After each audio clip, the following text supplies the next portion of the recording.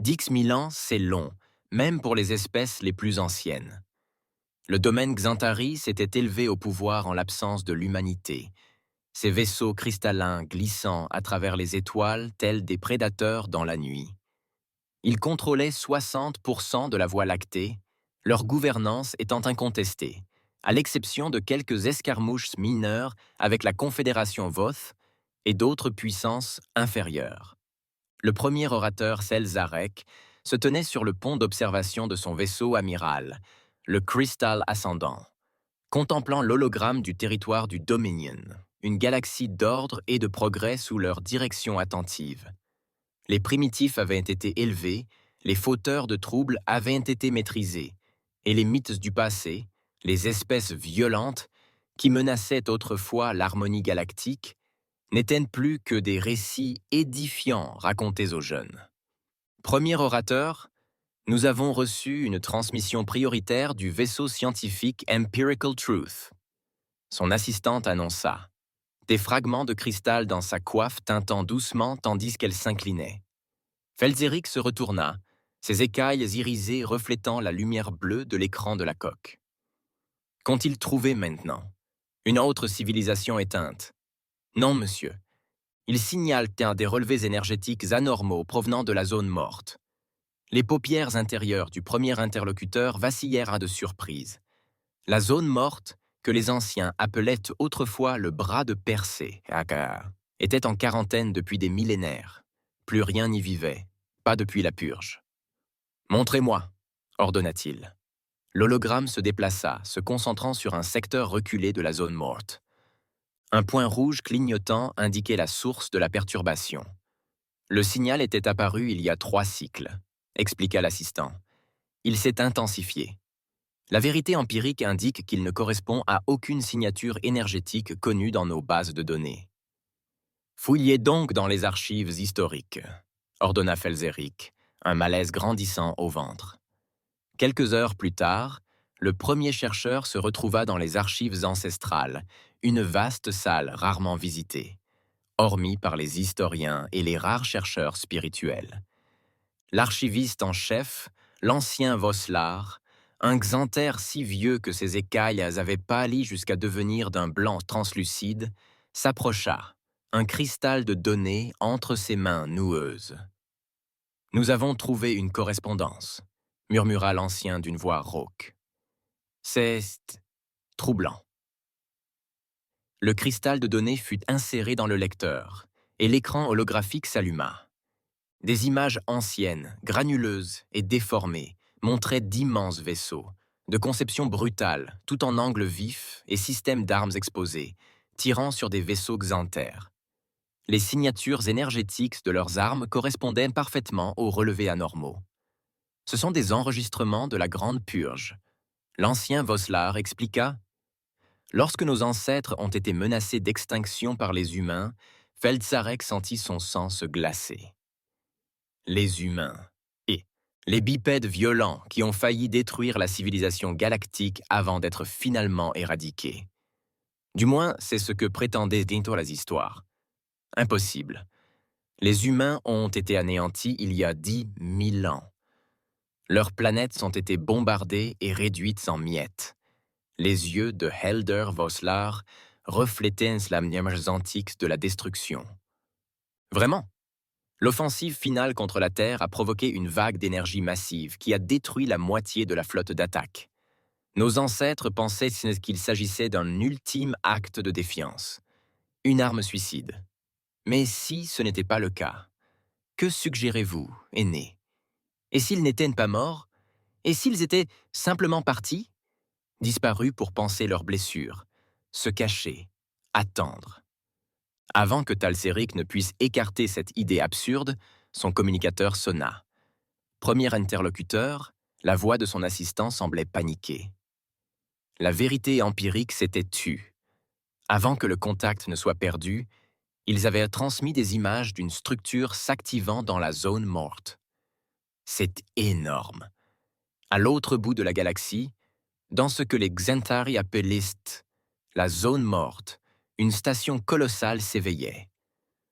Au plus profond de ces couloirs, Des systèmes automatisés effectuaient des vérifications et des diagnostics, l'énergie circulant dans des conduits restées inactifs pendant des millénaires. La station, UNDF Bastion Alpha, attendait, son IA surveillant patiemment la galaxie, guettant les signes annonçant le moment venu. Au cœur de la station, des capsules cryogéniques entamèrent le processus de réanimation. À l'intérieur d'une de ces capsules, l'amiral Elena Vasquez ouvrit les yeux pour la première fois depuis 10 000 ans. Ce réveil la déstabilisa, mais son entraînement fit immédiatement effet. Elle évalua les environs, remarquant la douce lumière bleue de secours et le léger bourdonnement de la station qui s'animait. Rapport d'activité, croissa-t-elle, la voix rauque à force de ne plus l'utiliser. L'AIA de la station réagit immédiatement, d'une voix calme et mesurée. Bonjour, amiral. Activation de la phase 1 terminée. État de la flotte. 98% opérationnel. Bastion Alpha est en ligne et attend vos ordres. Date galactique actuelle. Environ 247 ans depuis l'opération Exode. Elena se redressa lentement, ses muscles protestant tandis qu'elle balançait ses jambes par-dessus le bord de la capsule. Et le signal. Confirmé, amiral. La balise Nexus a été détectée. Les critères sont remplis. Il est temps de revenir. Un sourire brilla sur le visage d'Elena. Alors, réveillons les autres. La longue nuit est terminée. Ailleurs dans la galaxie, le domaine Xantaris s'est mobilisé. Felzarek avait ordonné à une flotte de combat d'enquêter sur la perturbation dans la zone morte. 20 vaisseaux de ligne, fierté du Dominion, approchèrent des coordonnées du vaisseau scientifique perdu, armes chargées. Le commandant de flotte Vextoril se tenait sur le pont de l'inévitable domination, observant ses vaisseaux abandonner leur voyage à la vitesse de la lumière.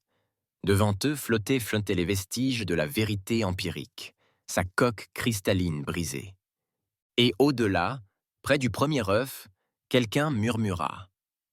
Une station massive était suspendue dans l'espace, sa surface métallique sombre s'animant de lumières et d'activité. Elle éclipsait même l'inévitable dominatrice, le plus grand vaisseau de la flotte du Dominion. Autour d'elle, des vaisseaux, émanant de ce qui semblait être des médecins masqués, se trouvaient des vaisseaux.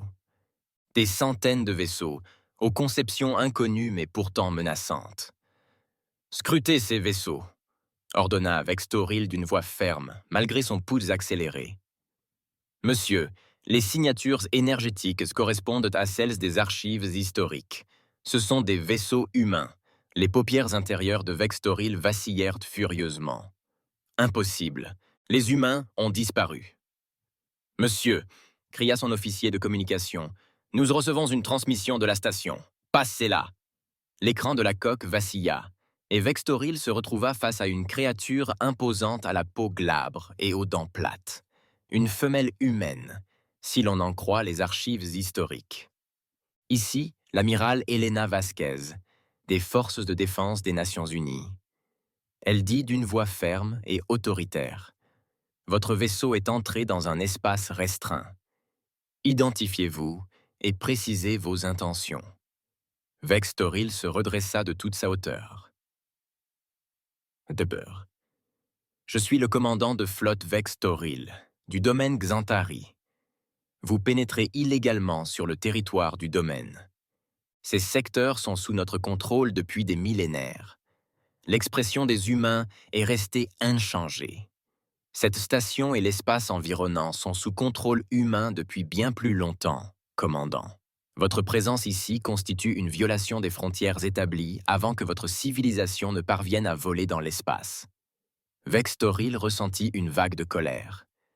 Les humains ont été vaincus lors de la Grande Purge. Votre espèce est censée avoir disparu. À ces mots, la bouche de l'humain s'inclina vers le haut, formant ce que le commandant identifia comme un sourire. Pourtant, sur un humain, cela ne semblait pas amical. Les rumeurs de notre extinction ont été grandement exagérées, commandant. Nous avons simplement choisi de nous retirer temporairement. Nous sommes de retour.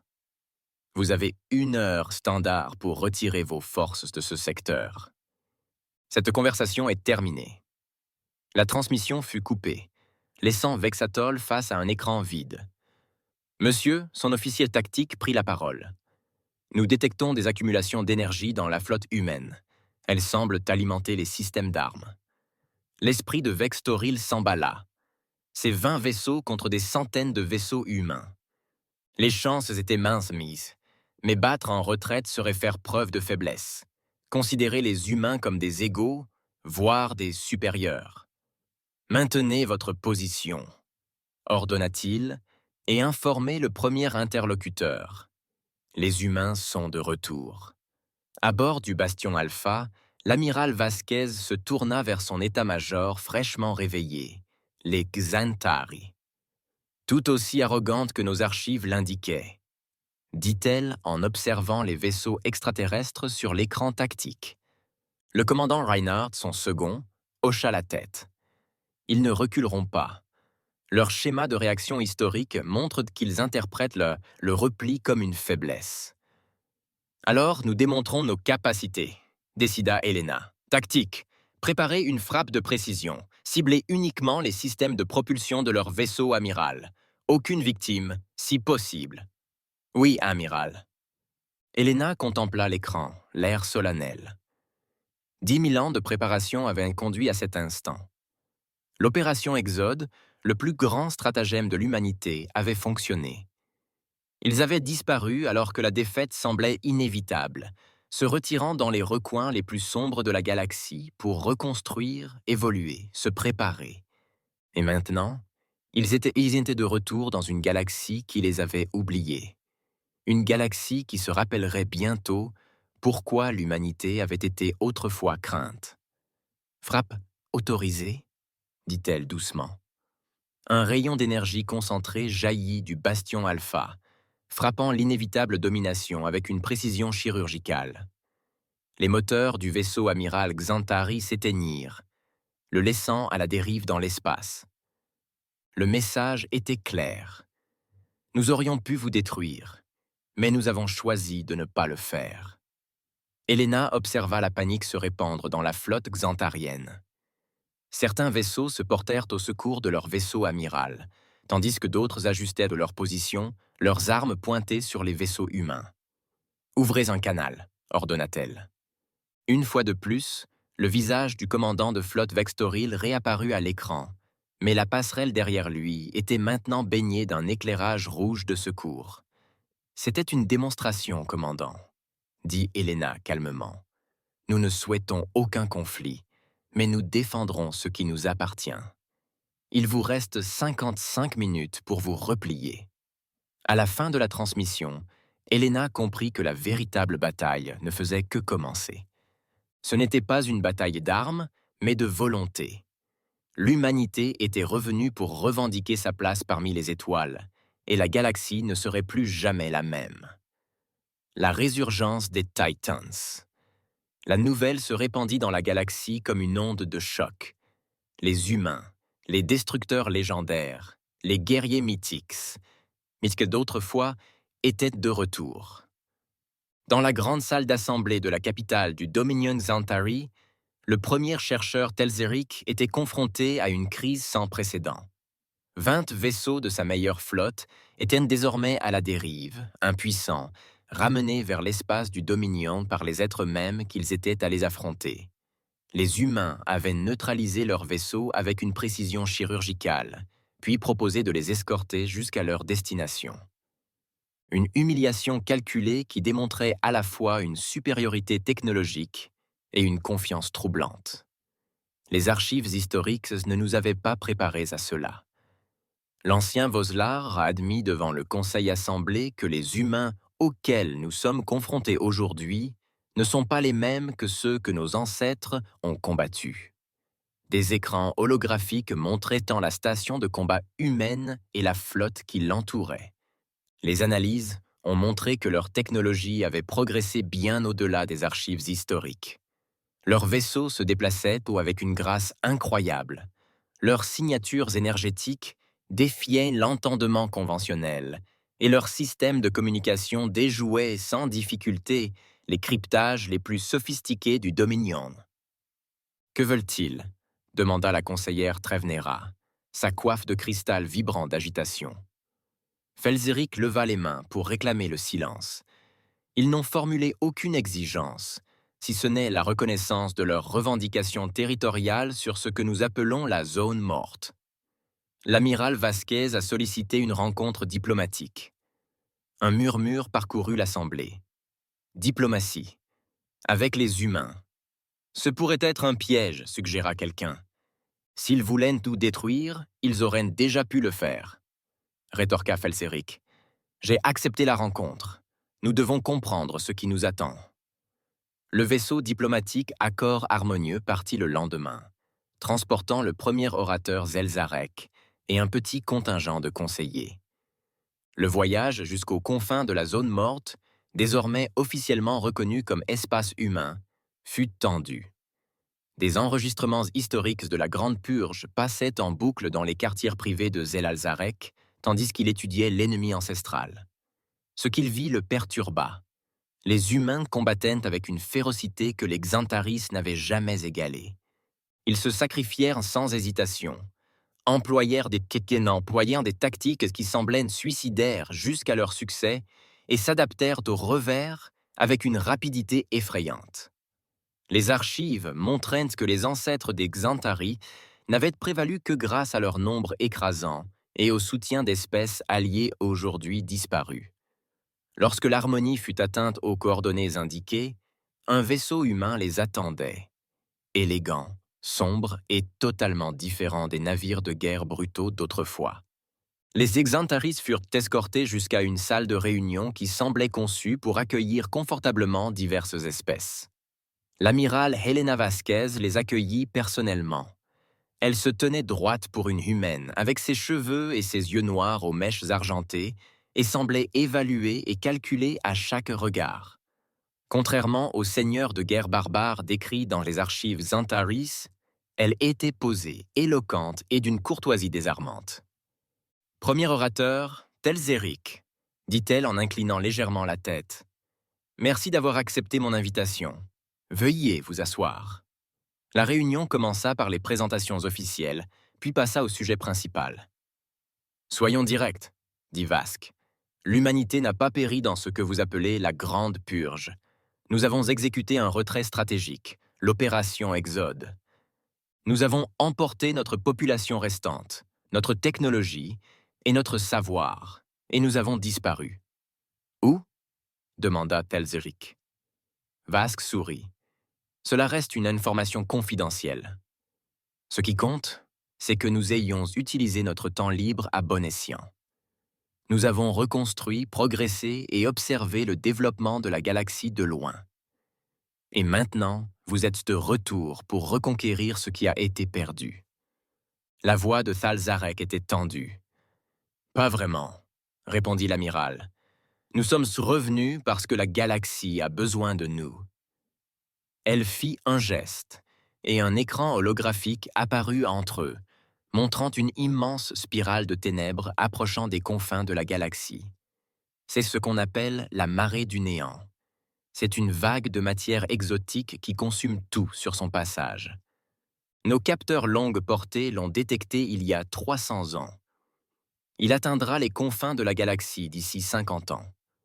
Felzeric fixait l'écran, ses paupières intérieures clignant rapidement. Si cette menace était réelle, pourquoi ne pas simplement nous avertir? Pourquoi ce retour spectaculaire? L'expression de Vasquez se durcit. Nous avons essayé. Nous avons envoyé des avertissements anonymes par divers canaux au cours du siècle dernier. On les a balayés du revers de la main, les qualifiant de canulars ou de superstitions. La position officielle du Dominion était que les menaces cosmiques étaient des outils utilisés par les dissidents pour saper l'autorité centrale. Le premier orateur n'a pas réagi. C'était, de manière embarrassante, une représentation fidèle de la politique du Dominion.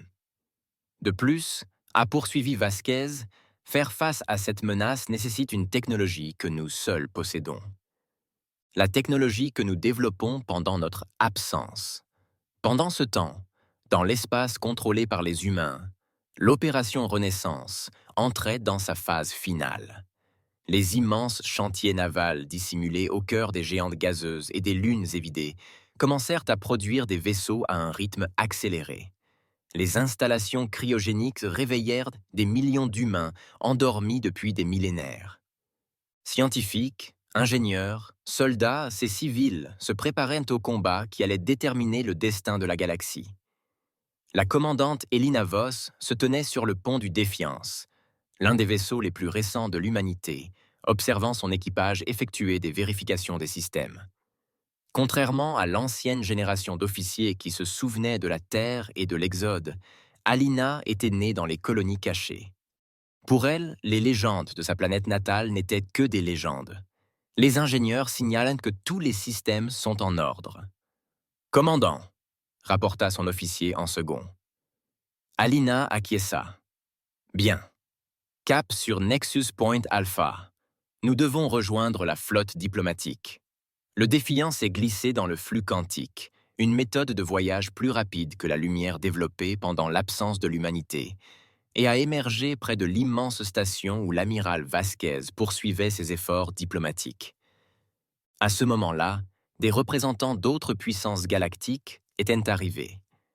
La Confédération Voth Insectoïde, les Éthériens gazeux, les intelligences artificielles du collectif Synthética.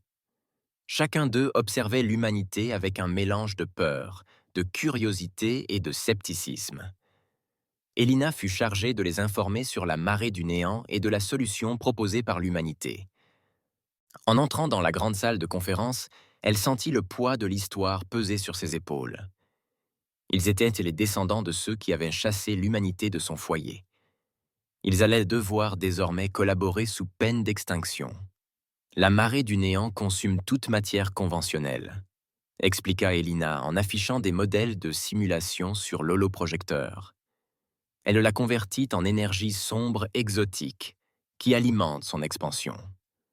Une fois qu'elle aura atteint le bord galactique, nous estimons que la Voie lactée sera entièrement consumée d'ici 300 ans. Et vous voulez nous faire croire que seuls les humains peuvent arrêter cette menace? Les mandibules du représentant Voth claquèrent point de suspicion.